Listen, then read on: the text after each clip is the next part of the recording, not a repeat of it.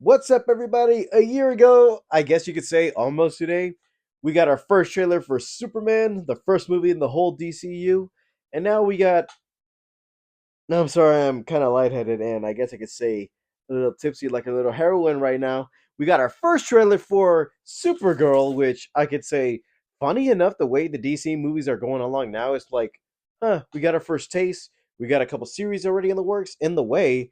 Also, we already had Peacemaker season 2, so yeah, bring on the DCU as it's going. So at the end of Superman, Millie Alcock was introduced as Kara Zor-El Supergirl, picking up her little dog Crypto, and now they're off to do their own adventure, which I could say it's kind of funny how the reception for Superman and Supergirl kind of actually changed the way comic book movies have been in the DC's universe so far, because I could say, yeah, we already had our Superman movies on Superman movies, but this is basically the one that's like, oh, we're living in the DC universe. All this realism that they tried to do before, all this integration of other heroes in the mix, or trying to create its own style is thrown out the way, and we're actually in the universe of these superheroes. That's something I like that James Gunn has going for this new universe, because yeah, we get pieces of what we saw before in the Suicide Squad integrated into Future Commandos, where it's like, okay, so that's the starting point, and here's where we actually kick off our new universe. That's confusing in animated form, but seeing it now with Superman, it's like, yeah, so everything we've already seen before, gods, metahumans, monsters, all that exists out there, and vigilantes, which hopefully we get introduced to later on. As for this movie, it's taking inspiration from the Supergirl Woman of Tomorrow comic, which, funny enough, it's one of those stories I'm like, yeah, this is a good reintroduction to the character as of when I read it, because I feel like right after when DC did the whole New 52 era, where they started doing, oh, this is their new spins on characters where, okay, we're actually doing this and this and this, reintroducing characters, filling in characters that should be here that weren't here before. Like all that stuff of, okay, this is how we introduce you to these characters. And Supergirl was one of the ones where like, okay, this is basically copying Superman but female, but the DC animated universe did a lot with that one. Even the TV show, which funny enough, a lot of people said this is basically what Superman would be if you gave Supergirl the elements, because yeah, you could say that the CW shows did its ways to actually modernize the character and fix up a couple things people didn't like. But also, yeah, that also shows that they can be their own thing, because Kara Zor shouldn't be fighting Lex Luthor when that's basically like a Superman job. Or going through the storylines like how Superman did. Yeah, I'm like, yes, it's happened before, but I'd rather see like the main side characters who are super or bat adjacent to actually have their own story and actually be their own characters. Batgirl's her own character, Barbara Gordon's her own character, especially the way she's introduced in all the different renditions. But for Supergirl, let's see how this trailer goes, because yeah, we got our first tease into the DCU with Superman, but also let's see a DC movie that's not directed by James Gunn in this James Gunn universe, because so far the past three projects, Creature Commando, Superman, and Peacemaker, are from him. So now this is somebody else stepping into the limelight of DC and actually putting their own spin on the story. So in this case, let's get to the trailer.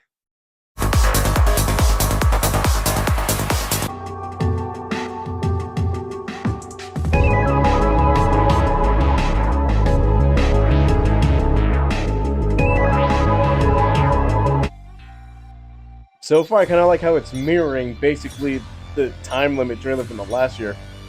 All right, man, let's do this. 3, 2, 1.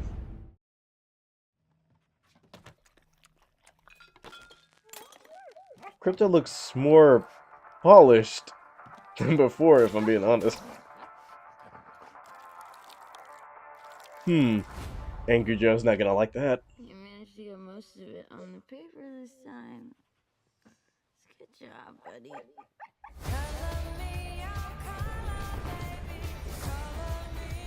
Hi, Kara Zor-El. Hereby declare 23 will be the best year yet. 23 has been an interesting one for me, man. Especially doing what you're doing. Let's be honest, babe, it's not a very high bar to clear. I didn't know any of you were still alive. Oh, Argo City. Krypton didn't die in a day. The gods are not that kind.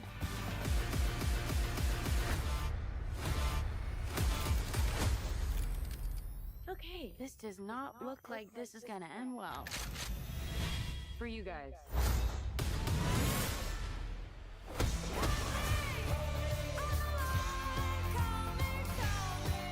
On your planet have powers like you? I like that she's doing the half No, it's a fly. pretty small for her too.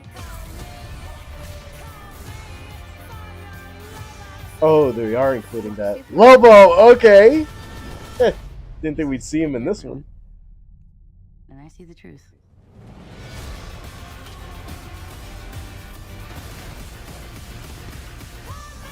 Hmm. Not bad. Almost like I kind of like that too. That they're doing the logos.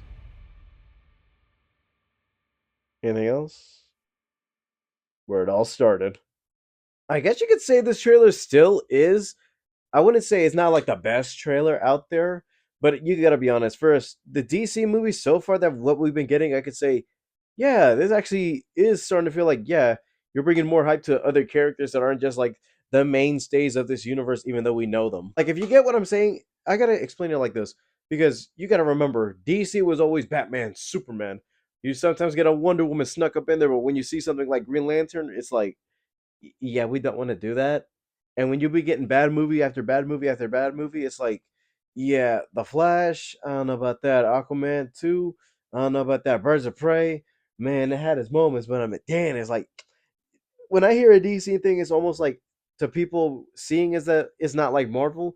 You got to remember, DC is more fantasy than Marvel the way they're doing their stuff. And I can say with the right people to actually do the job and actually who like the characters, they can do a lot with DC. And I'm gonna be honest, the way the DCU is going right now, I could say Marvel got to take some notes after Secret Wars. But as of this trailer, I guess you could say they are kind of doing the actual story, Woman of Tomorrow. In parts, I already know that she's gonna be protective Ruthai. Like you can see Ruthai in the trailer getting help from Supergirl. You see Crypto rarely in this thing, but if you read the comic, you already know why he's what's going on in that story. And yeah, I already know that we already seen a moment cut out from Superman involving Crypto. I guess they're gonna keep that storyline. As for the visuals, I kind of like that it has its own color and texture into it.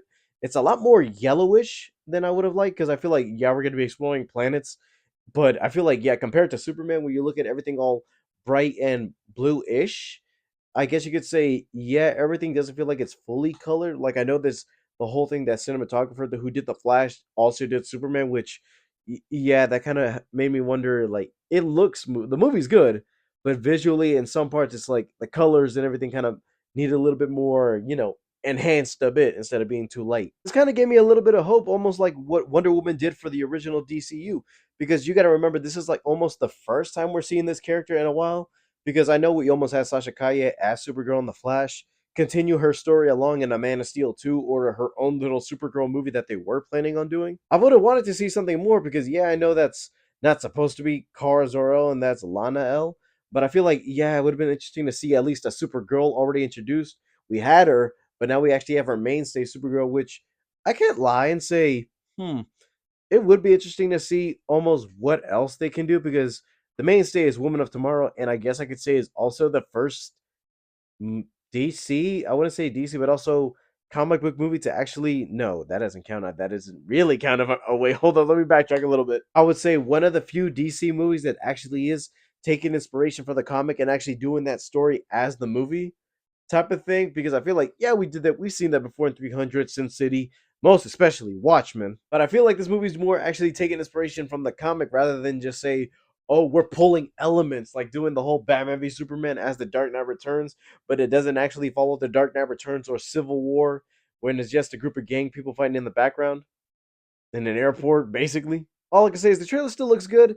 It doesn't disappoint me, but I feel like the way DC did their animated movies, copying the exact same stories from the comics and just doing them in animation, something tells me I have a feeling like this could be that, but for the live action version of Woman of Tomorrow, because I feel like, yeah, I know they did Man of Tomorrow in that new verse of DC movies, but yeah, it wasn't exactly what I was expecting, but hopefully for this, I know they can actually try and do it right, and if they do, it could be an actually accurate depiction of the comic. All right, guys, thank you guys for watching. Don't forget to leave a like and subscribe. All my social media is down in the description below, and I'll see you guys next time. Bye, guys.